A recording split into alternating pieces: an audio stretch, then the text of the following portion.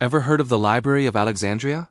It's often pictured as this grand, singular building, a beacon of knowledge in the ancient world, tragically wiped out in a single catastrophic fire.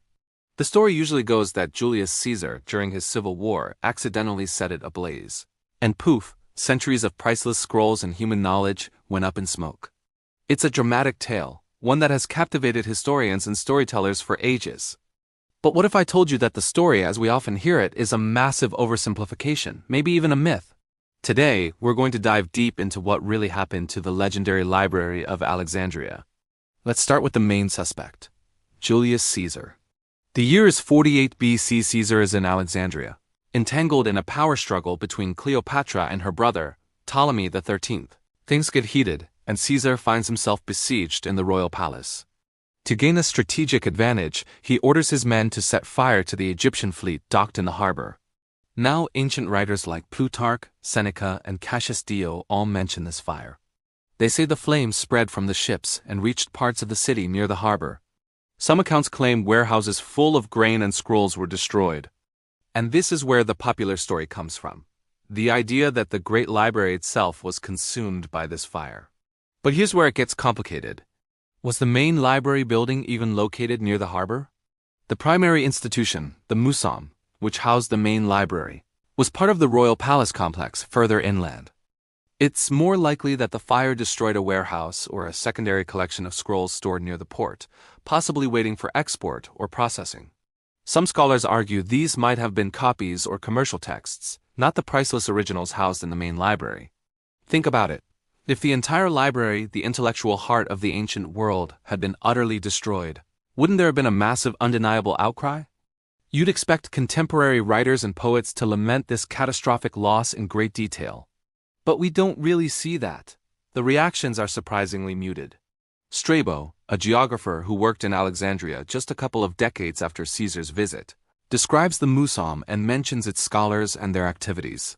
But he doesn't say a word about a recently destroyed library. It seems the institution was still functioning. This suggests that while some scrolls were definitely lost in Caesar's fire, and any loss of ancient texts is a tragedy, it wasn't the final, fatal blow. The library, or at least a significant part of it, survived. In fact, there's evidence it was replenished.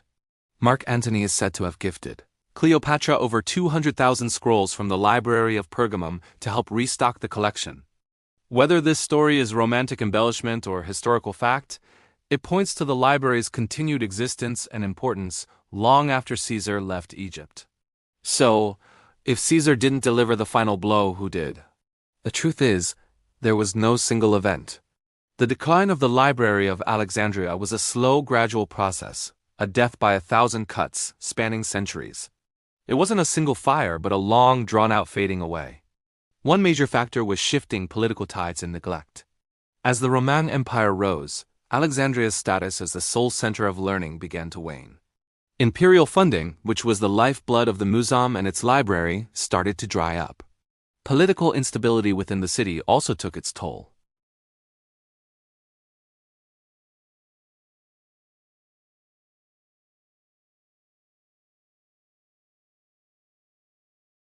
This conflict likely caused significant damage to what was left of the original institution.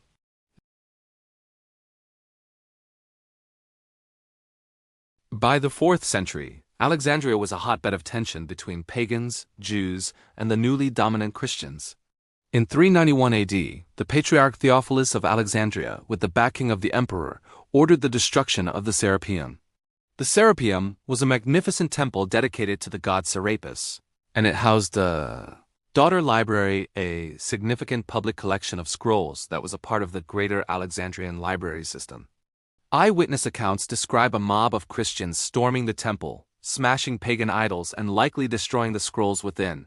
For many historians, this event marks a more definitive, symbolic end for the great library tradition in Alexandria. It wasn't just an accidental fire. It was a deliberate act of cultural and religious destruction, erasing a symbol of the old pagan world. But even after the destruction of the Serapeum, scholarship didn't just stop in Alexandria. Smaller private libraries and schools continued to exist. The famous female philosopher and mathematician Hypatia taught in Alexandria in the early 5th century. Her brutal murder by a Christian mob in 415 AD is often seen as another nail in the coffin for the city's intellectual freedom and pagan philosophical traditions. So the story of the library's end is not a simple one. It's a complex saga of accidental fires, budget cuts, urban warfare, religious zealotry, and cultural shifts. It wasn't a single, loud explosion but a slow, silent decay. Blaming it all on Julius Caesar makes for a tidy narrative, but it robs the story of its true, more poignant complexity. The real tragedy wasn't just the loss of scrolls, but the gradual erosion of the intellectual environment that made the library possible in the first place. The legend of a single fire persists because it's a powerful metaphor. It represents the fragility of knowledge and the devastating impact of war and intolerance. But the real history teaches us a different, perhaps more important lesson, that knowledge and institutions aren't just destroyed by grand dramatic events.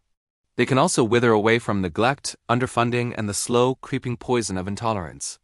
It's a lesson that is just as relevant today as it was 2,000 years ago. So next time you hear someone mention Caesar burning down the Library of Alexandria, you can share the real story, a tale far more complex, drawn out, and ultimately, more human. The library wasn't lost in a day. It faded over centuries, a silent victim of a changing world. Thanks so much for watching. If you found this dive into history interesting, please hit that like button and subscribe for more stories that challenge what we think we know. Let me know in the comments what other historical myths you'd like me to tackle. See you in the next video.